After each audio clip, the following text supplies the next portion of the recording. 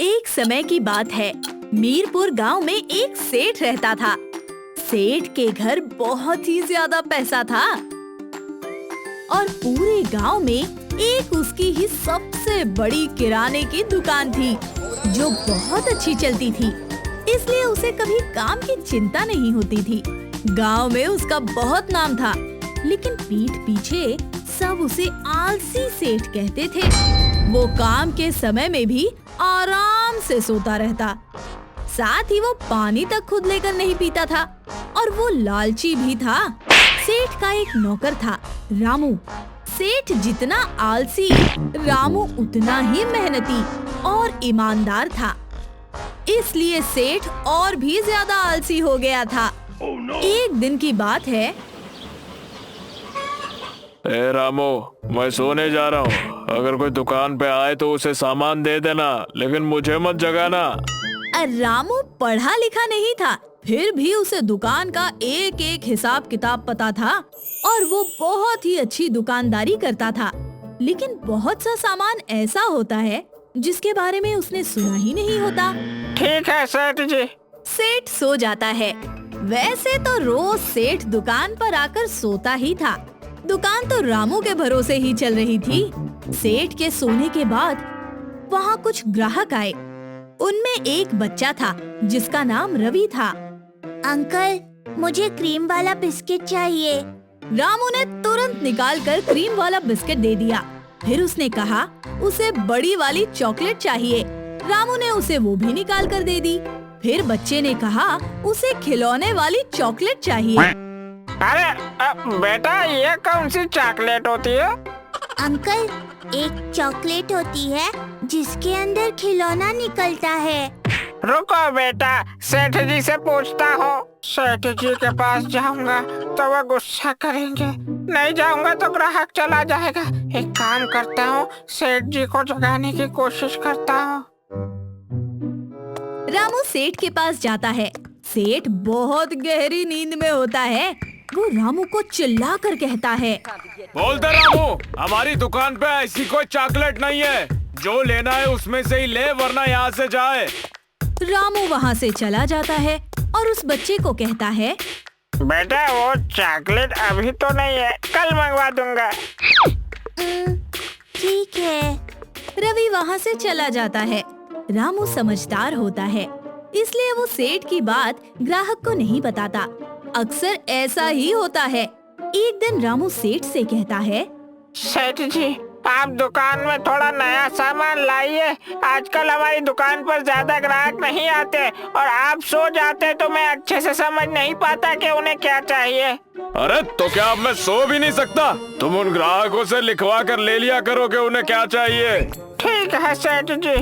अब अगले दिन दुकान पर कुछ ग्राहक आते हैं और रामू से पूछते हैं, भैया गुलाब जामुन का इत्र है क्या? नहीं, आप इस कॉपी पर लिख दीजिए, मैं आपको कल तक मंगवा के दे दूंगा।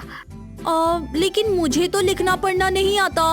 ठीक है, मैं सेठ जी से कहकर कल मंगवा दूंगा। चलो ठीक है।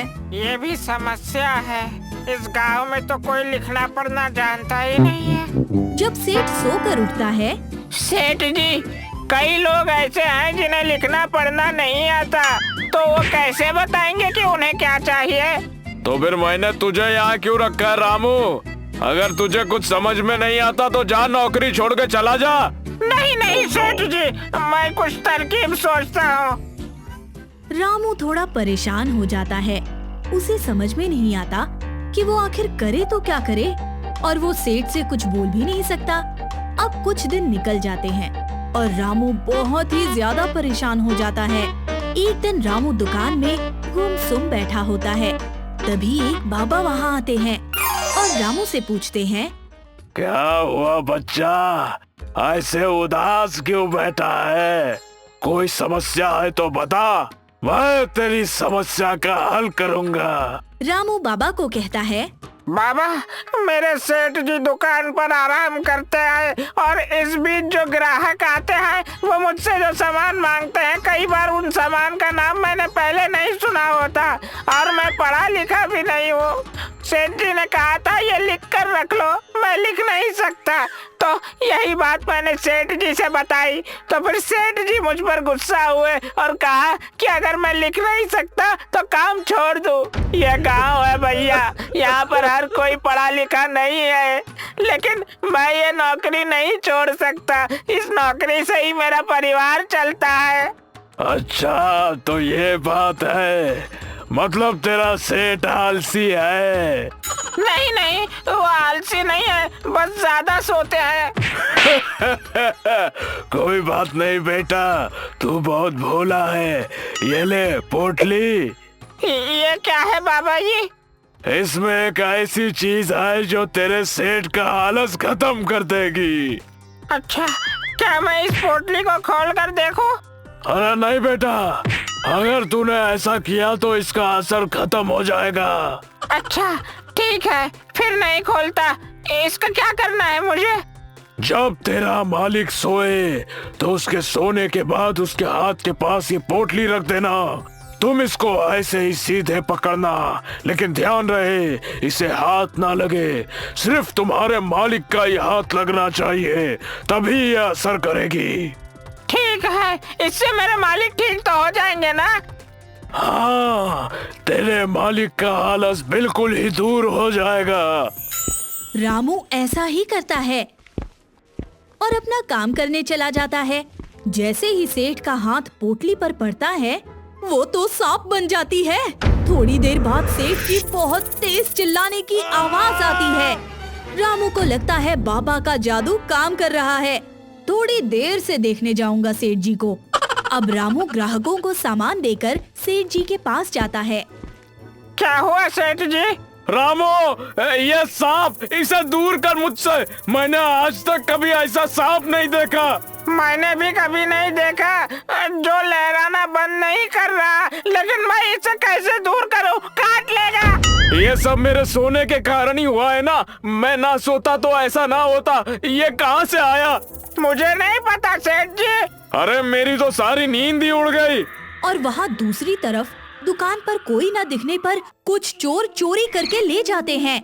और बाहर से जब आवाज आती है तो रामू बाहर दौड़ कर जाता है और देखता है कि चोर दुकान से बहुत सारे पैसे चुरा कर ले गए।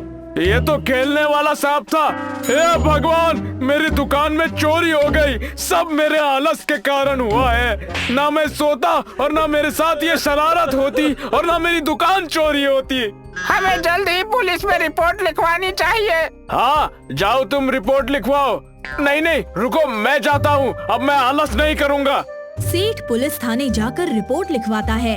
वहाँ रामू सोचता है, अरे बाबा की दी हुई पोटली कहाँ गई? फिर बाद में वो अपने काम में लग जाता है। सेठ जी, आप यहाँ क्या कर रहे हैं? लगता है आप सोए नहीं। मेरी दुकान चोरी हो गई, मैं रिपोर्ट लिखवाने आया हूँ। रामू को भेज देते, आपने तकलीफ क्यों की? अपने काम खुद ही करने चाहिए, और ये सब मेरे आलस के कारण ही हुआ है। मैं अगर आलस न करता तो मेरी दुकान चोरी नहीं होती। ये सब सुनकर पुलिस वाले दंग रह जाते हैं। सोचते हैं, जो इंसान अपने आलस के चलते एक पानी का गिलास भी यहाँ से वहाँ नहीं करता था, आज वो ऐसी बातें कर रहा है। लेकिन सेठ में ये परिवर्तन देखकर पुलिस को भी अच्छा लगता है। रिपोर्ट लिखवाकर सेठ वापस दुकान पर चला जाता है। रामू, मुझे माफ कर दो। आज से मैं और तुम, हम दोनों मिलकर दुकान अच्छे से चलाएंगे। सेठ रामू की पगार भी बढ़ा देता है। रामू को सेठ से ये सब सुनकर अच्छा लगता है। थोड़े दिन बाद चोरों का पता चल जाता है। तो दोस्तों, इससे हमें ये शिक्षा मिलती है, आलस से व्यक्ति जीवन में बहुत कुछ खो देता है। इसलिए आलस नहीं करना चाहिए।